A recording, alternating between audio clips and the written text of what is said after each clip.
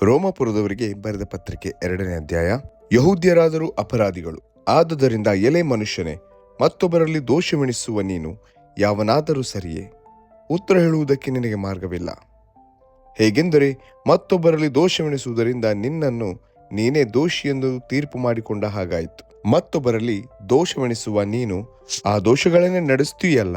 ಆದರೆ ಅಂಥವುಗಳನ್ನು ನಡೆಸುವವರ ವಿಷಯದಲ್ಲಿ ದೇವರು ಮಾಡುವ ತೀರ್ಪು ಸತ್ಯಕ್ಕನುಸಾರವಾಗಿಯೇ ಇರುವುದೆಂದು ಬಲ್ಲೆವು. ಎಲೆ ಮನುಷ್ಯನೇ, ಅಂಥವುಗಳನ್ನು ನಡೆಸುವವರಲ್ಲಿ ದೋಷವೆಣಿಸಿ ಅವುಗಳನ್ನೇ ಮಾಡುತ್ತಿರುವ ನೀನು ದೇವರ ದಂಡನೆಯ ತೀರ್ಪಿಗೆ ತಪ್ಪಿಸಿಕೊಂಡೇನೆಂದು ಯೋಚಿಸುತ್ತೀಯಾ? ಆತನ ಅಪಾರವಾದ ದಯಾಸಹನ ದೀರ್ಘಶಾಂತಿಗಳನ್ನು ಅಸಡ್ಡೆ ಮಾಡುತ್ತೀಯಾ? ಮನಸ್ಸನ್ನು ಬೇರೆ ಮಾಡಿಕೊಳ್ಳುವುದಕ್ಕೆ ದೇವರ ಉಪಕಾರವು ನಿನ್ನನ್ನು ಪ್ರೇರೇಪಿಸುತ್ತದೆಂಬುದು ನಿನಗೆ ಗೊತ್ತಿಲ್ಲವೇ? ನೀನು ನಿನ್ನ ಮೊಂಡತನವನ್ನು ಪಶ್ಚಾತ್ತಾಪವಿಲ್ಲದ ಮನಸ್ಸನ್ನು ಅನುಸರಿಸುವುದರಿಂದ ನಿನಗೋಸ್ಕರ ದೇವರ ಕೋಪವನ್ನು ಕೂಡಿಟ್ಟುಕೊಳ್ಳುತ್ತಾ ಇದ್ದಿ. ದೇವರ ಕೋಪವು ನ್ಯಾಯವಾದ ತೀರ್ಪು ಪ್ರಕಟವಾಗುವ ದಿವಸ ಬರುತ್ತದಷ್ಟೇ.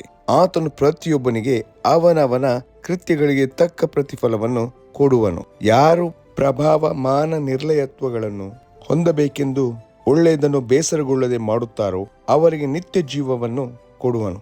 ಯಾರು ಸ್ವಇಚ್ಛೆಯುಳ್ಳವರಾಗಿ ಸತ್ಯವನ್ನು ಅನುಸರಿಸದೆ ಅನ್ಯಾಯವನ್ನು ಅನುಸರಿಸುತ್ತಾರೋ ಅವರಿಗೆ ಕೋಪ ರೌದ್ರಗಳು ಬರುವವು. ಕೆಟ್ಟದ್ದನ್ನು ನಡೆಸುವ ಪ್ರತಿಯೊಬ್ಬ ನರಪ್ರಾಣಿಗೆ ಕಷ್ಟವೂ ಸಂಕಟವೂ ಬರುವವು. ಯಹೂದ್ಯರಿಗೆ ಮೊದಲು, ಅನಂತರ ಗ್ರೀಕರಿಗೆ ಸಹ. ಆದರೆ ಒಳ್ಳೆಯದನ್ನು ನಡೆಸುವ ಪ್ರತಿಯೊಬ್ಬನಿಗೆ ಪ್ರಭಾವವು, ಮಾನವು, ಮನಃಶಾಂತಿಯು ಉಂಟಾಗುವವು. ಯಹೂದ್ಯರಿಗೆ ಮೊದಲು, ಅನಂತರ ಗ್ರೀಕರಿಗೆ ಸಹ. ದೇವರಿಗೆ ಪಕ್ಷಪಾತವಿಲ್ಲ. ಧರ್ಮಶಾಸ್ತ್ರವಿಲ್ಲದವರಾಗಿ ಪಾಪ ಮಾಡಿದವರು ಧರ್ಮಶಾಸ್ತ್ರವಿಲ್ಲದವರಾಗಿ ನಾಶ ಹೊಂದುವರು. ಆದರೆ ಧರ್ಮಶಾಸ್ತ್ರವುಳ್ಳವರಾಗಿದ್ದು ಪಾಪ ಮಾಡಿದವರು ಧರ್ಮಶಾಸ್ತ್ರಕ್ಕನುಸಾರವಾಗಿ ತೀರ್ಪನ್ನು ಹೊಂದುವರು. ಧರ್ಮಶಾಸ್ತ್ರ ಕೇಳಿದ ಮಾತ್ರದಿಂದಲೇ ಯಾರೂ ದೇವರ ಸನ್ನಿಧಿಯಲ್ಲಿ ನೀತಿವಂತರಾಗುವುದಿಲ್ಲ. ಅದನ್ನು ಅನುಸರಿಸುವವರೇ ನೀತಿವಂತರೆಂದು ನಿರ್ಣಯಿಸಲ್ಪಡುವರು. ಧರ್ಮಶಾಸ್ತ್ರವಿಲ್ಲದ ಅನ್ಯ ಜನರು ಸ್ವಾಭಾವಿಕವಾಗಿ ಧರ್ಮಶಾಸ್ತ್ರದಲ್ಲಿ ಹೇಳಿದಂತೆ ನಡೆದರೆ ಅವರು ಧರ್ಮಶಾಸ್ತ್ರವಿಲ್ಲದವರಾಗಿದ್ದರೂ ತಾವೇ ತಮಗೆ ಧರ್ಮ ಪ್ರಮಾಣವಾಗಿದ್ದಾರೆ. ಹೇಗೆಂದರೆ ಅವರು ಧರ್ಮಶಾಸ್ತ್ರದ ಮುಖ್ಯ ತಾತ್ಪರ್ಯ ತಮ್ಮ ಹೃದಯದಲ್ಲಿ ಬರದದೆ ಎಂಬುದನ್ನು ತೋರ್ಪಡಿಸುತ್ತಾರೆ. ಇದಕ್ಕೆ ಅವರ ಮನಸ್ಸು ಸಹ ಸಾಕ್ಷಿ ನುಡಿಯುತ್ತದೆ. ಅವರ ಯೋಚನೆಗಳು ವಾದಿ ಪ್ರತಿವಾದಿಗಳಂತೆ ಇದು ತಪ್ಪಲ್ಲವೆಂದು ಸೂಚಿಸುತ್ತವೆ. ನಾನು ಸಾರುವ ಸುವಾರ್ತೆಯಲ್ಲಿ ಬೋಧಿಸಿರುವ ಪ್ರಕಾರ ದೇವರು ಯೇಸು ಕ್ರಿಸ್ತನ ಮೂಲಕವಾಗಿ ಮನುಷ್ಯರ ಗುಟ್ಟುಗಳನ್ನು ಹಿಡಿದು ವಿಚಾರಿಸುವ ದಿನವೂ ಬರುತ್ತದೆ.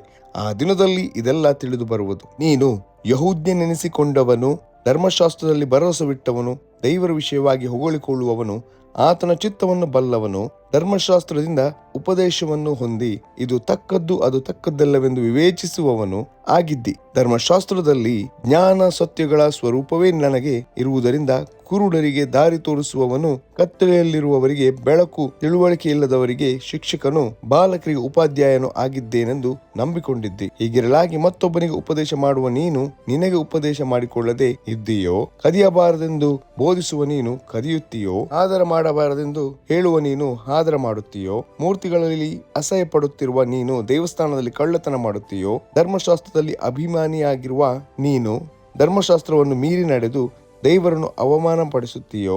ನಿಮ್ಮ ದೆಸೆಯಿಂದ ಅನ್ಯ ಜನರಲ್ಲಿ ದೇವರ ನಾಮವು ದೂಷಣೆಗೆ ಗುರಿಯಾಗುತ್ತದೆಂದು ಬರದೇ ಅಲ್ಲ? ನೀನು ಧರ್ಮಶಾಸ್ತ್ರಾನುಸಾರವಾಗಿ ನಡೆಯುವನಾದರೆ ಸುನ್ನತಿ ಎಂಬ ಸಂಸ್ಕಾರವು ಪ್ರಯೋಜನಕರವಾದದ್ದೇ ಸರಿ. ಆದರೆ ನೀನು ಧರ್ಮಶಾಸ್ತ್ರವನ್ನು ಮೀರಿ ನಡೆಯುವನಾಗಿದ್ದರೆ ನಿನಗೆ ಸುನ್ನತಿ ಇದ್ದರೂ ಇಲ್ಲದಂತಾಯಿತು. ಹೀಗಿರಲಾಗಿ ಸುನ್ನತಿ ಇಲ್ಲದವನು ಧರ್ಮಶಾಸ್ತ್ರದ ನೇಮಗಳ ಪ್ರಕಾರ ನಡೆದರೆ ಸುನ್ನತಿ ಇಲ್ಲದವನಾಗಿದ್ದರೂ ಸುನ್ನತಿ ಇದ್ದವನಂತೆ ಎಣಿಸಲ್ಪಡುವುದಿಲ್ಲವೇ?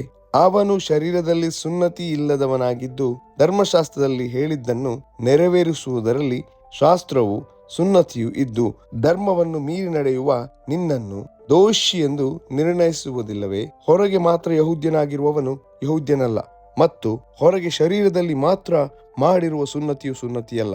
ಆದರೆ ಒಳಗೆ ಯಹೂದ್ಯನಾಗಿರುವವನೇ ಯಹೂದ್ಯನು, ಮತ್ತು ಹೃದಯದಲ್ಲಿ ಆಗುವ ಸುನ್ನತಿಯೇ ಸುನ್ನತಿ. ಇದು ಬಾಹ್ಯಾಚಾರಕ್ಕೆ ಸಂಬಂಧಪಟ್ಟದ್ದಲ್ಲ, ಆತ್ಮ ಸಂಬಂಧಪಟ್ಟದ್ದೇ. ಇಂಥ ಸುನ್ನತಿ ಇದ್ದವನಿಗೆ ಬರುವ ಹೊಗಳಿಕೆಯು ದೇವರಿಂದಲೇ ಹೊರತು ಮನುಷ್ಯರಿಂದ ಬರುವುದಲ್ಲ ಎಂಬುದೇ.